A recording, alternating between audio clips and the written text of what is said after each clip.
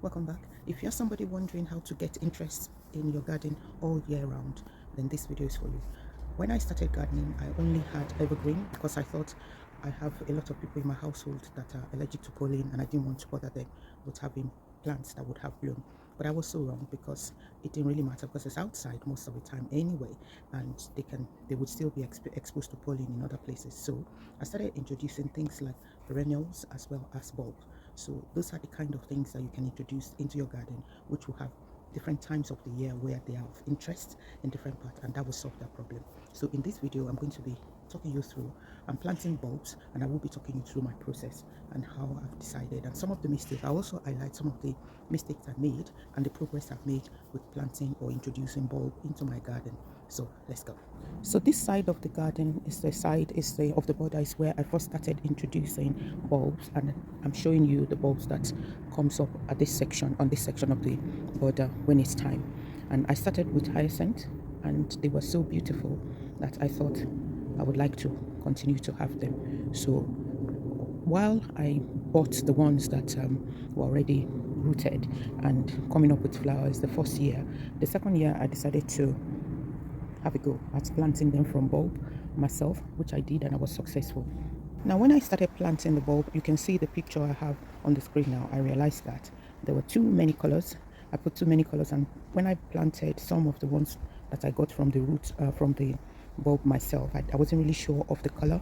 So it meant that this area, like you're seeing in the picture I'm showing at the moment, was full of, it was not coherent, and the eyes were too busy when you're looking at this side, and I didn't like it. So I decided that I was going to, when the bulbs were gone, were spent, and getting to the end of spring, that I was going to uproot them and try and do a color gradient. And that is what you're seeing now. So the next year when they came up, they were a lot better, because I had a gradual change in color, with this end of the garden having the purple ones, and the color gradually got lighter as we moved towards the house. So the head of the part that is closest to the house now had cream and white hyacinth.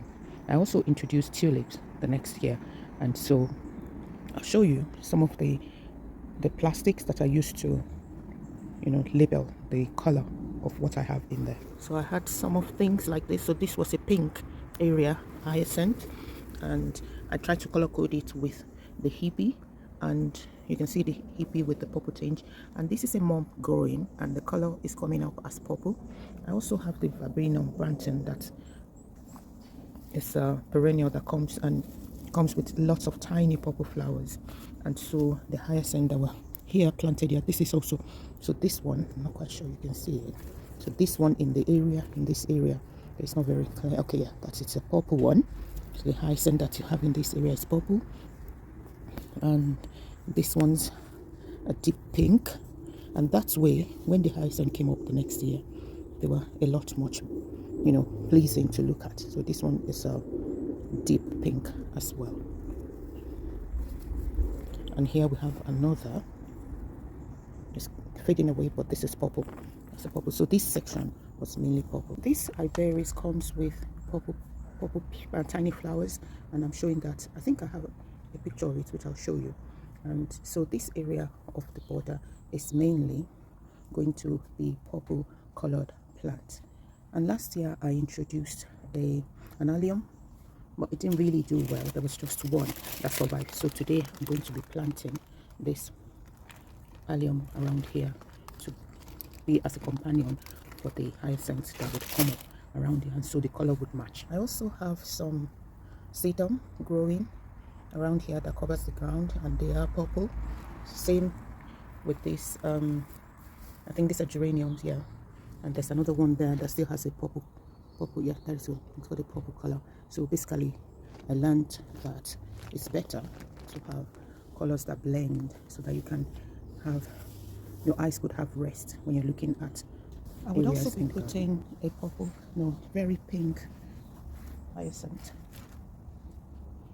in this area, because I remember that this is the color that goes in that area. So I'm introducing this one today, and hopefully it should be okay. This short stemmed tulip will be going somewhere around here, and hopefully it will complement the hyacinths that will be coming up later in this area. I also have some grape hyacinth, this color, which I think it will be better on that other side, so that will go there to complement the colors that we have on that side. I planted daffodils for the first time last year, and they were yellow and quite, because I was planting them for the first time, I think I didn't look at the package to see the height that they eventually get to be, but I didn't quite like them. They were very floppy, so this time around I thought to get some other color daffodils, so I'm getting this ones, which are 15 centimeter will be the length of the stem. So I'm going to put them in front, just about here, where I have some other plants that will complement it. There I have a primus that is coming up. I'll show you. So we've got the primus that is got some yellow flowers, and that should complement this area with when the taller daffodils come up at the back. There were really no bulbs here at all, so I'm introducing this spring awakening collection. It says on the pack, and I would see how they come up, but I know that when I was picking them that they are shorter versions, so it should be okay in front of the border and complement the color of the euchera, the marmalade, as well as the purple place that is already established in this area. So there were no bulbs at all here, but I'm going to introduce this golden dawn daffodils, and they are on the pack. It says they're about 30, they grow up to 30 centimeters, so I'm hoping that they will fit in that section of the border.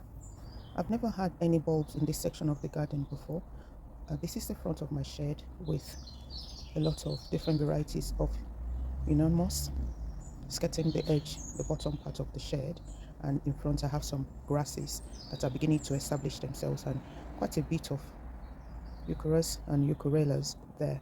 Now this summer I introduced this begonia that have been doing really well, so I'm going to leave them and enjoy them for longer, but today I would introduce some bulbs. So I have three to put them. The first one is a tulip, and yellow, so it would form the backdrop of it, because it's according to the information in front, it's about 50 centimeters tall it will be in height, and the color just will match the enormous you got there. And another tulip, this orangey one, combination of orange, and there's just 8 of them. It says it's about 11 plus centimeters, so that should be further in front. And lastly, I would have these daffodils. That's actually, this should go to the back, or I'll see how it goes. Maybe I wouldn't even put it in this section, because it says it's 45 centimeters, and I don't want anything that will start flopping in this section. So maybe it will come after the yellow tulips. There you go, which is 50 centimeters in height.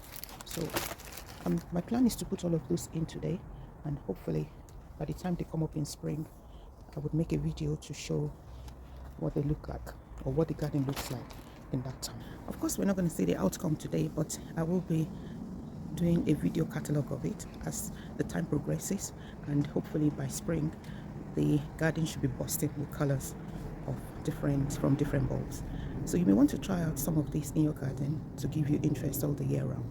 I hope you've enjoyed the video, and please like and share, and maybe give me a comment in the comment section with regards to what bulbs you have or you're considering to put in your garden.